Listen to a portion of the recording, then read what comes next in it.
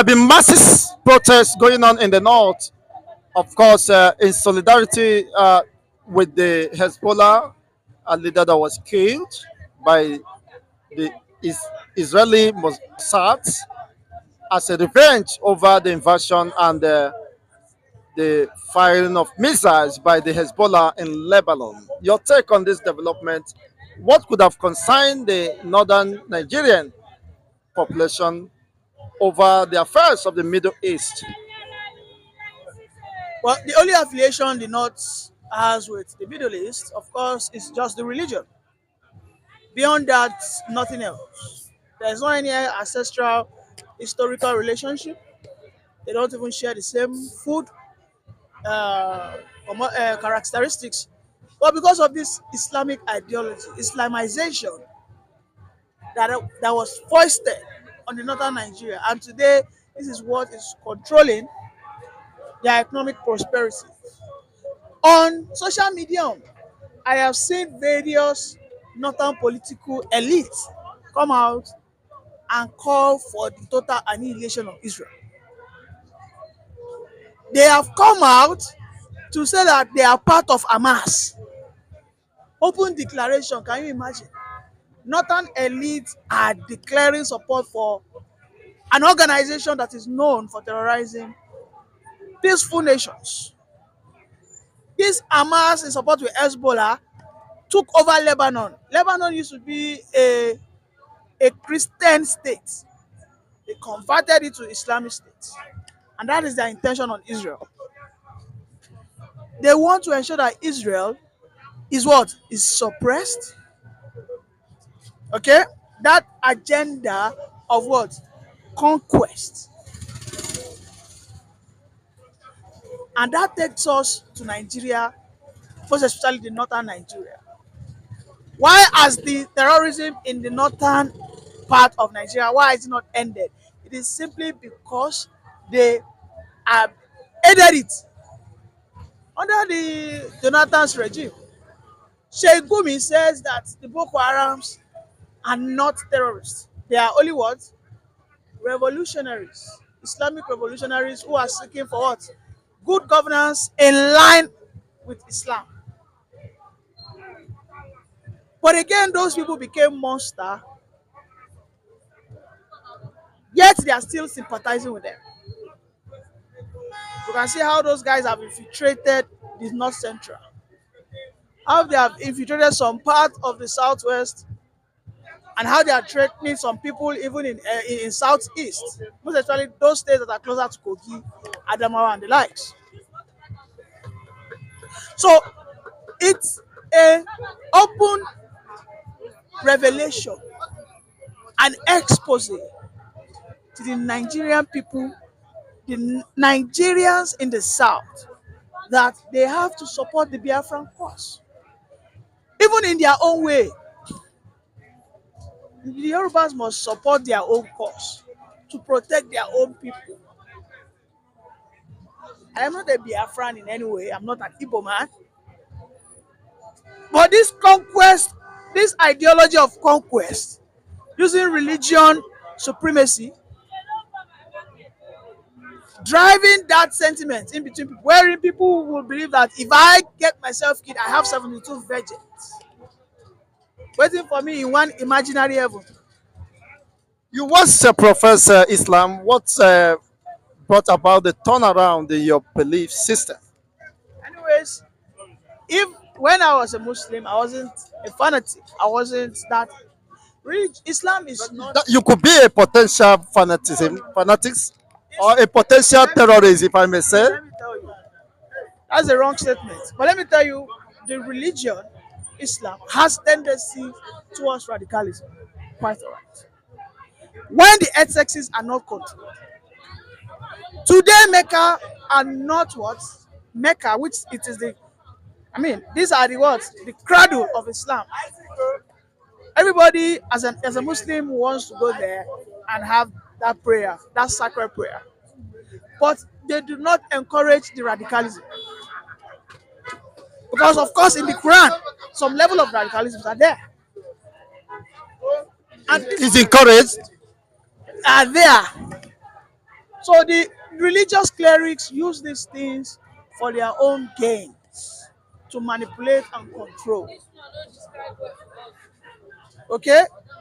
They use it what?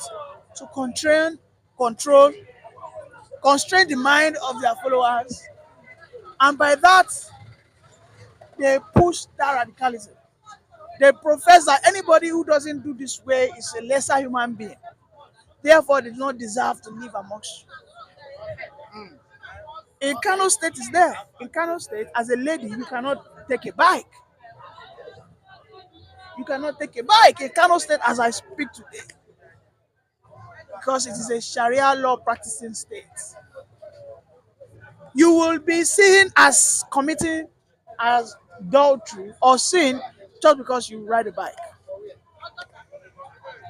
You cannot just open your hair like this woman. When you go into the north, they will see you as an infidel. They feel they are better than you. And there are verses to back it up. So, this ideology of Islam is why they think they are connected with Hezbollah, who are chronic Assyria radicals, Islamic radicals. If what is pushing Hezbollah, it is the Quran. What is pushing Hamas, it is their religious belief. And they have, we see what is going on in UK. Some months ago, UK almost fell into this anarchy because the Islamic civilians or citizens started taking up against the others who don't believe in their cause. We saw the same thing in France. But we saw with immediate effect how the government reacted. In Germany, they locked the biggest mosque. Why? Because they did their investigation and they realized that the cleric was preaching radicalism. They were preaching things that will radicalize the people, whereby they just see you as a devil and they just feel like hitting you. To this very day, our fathers are preaching these things in Nigeria, and you expect terrorism to end? A famous guy, Bashir Ahmed, a Buhari's social media aide, came out openly and says that he is an Hamas person. This is a Nigerian. He has left Nigeria. He said he is Hamas. So when you start having Hamas in Nigeria, what, what are the antecedents? What are the results of Hamas? What are the consequences of that to especially the southern people in Nigeria? That is why the southern people must understand this cause for freedom. The Igbos are doing their own. They are trying to take the South together. The South are still, hey, so the South are pulling themselves out. You understand? They are pulling themselves out that they are not part of it. But the Igbos are insisting that Biafra contains the whole South. But now is the time for even the Southwest to understand that we also have to move ahead, either by region, whereby there will be border control, by the way, or total cessation, whereby nobody bears Western Nigeria, nothing like. Give yourself your own name, and your name will what? Will precede you. So it is of age, it has come of age, because now we are now seeing officials of the government who are openly declaring for Hamas. The former minister of digital economy or something like that, Professor Pantani, who once led a jihadist cause, has also openly said he supports the Hamas cause. So what does that tell you? These are people in power. These are people that were in power. These are people of influence. These are people that when they say go, millions will follow them. These are people that do not have religious tolerance. And we say Nigeria is a sovereign state. Now, no, Nigeria is not a sovereign state. So therefore, they are gathering tomorrow in an Eagle Square. I call it is just a gathering of animals. And that is why they are putting themselves in a cave, labeled with the name of an animal. They call it Eagle. Some Nigerian protesters, or those who want to protest, said they are going to protest at the Eagle Square.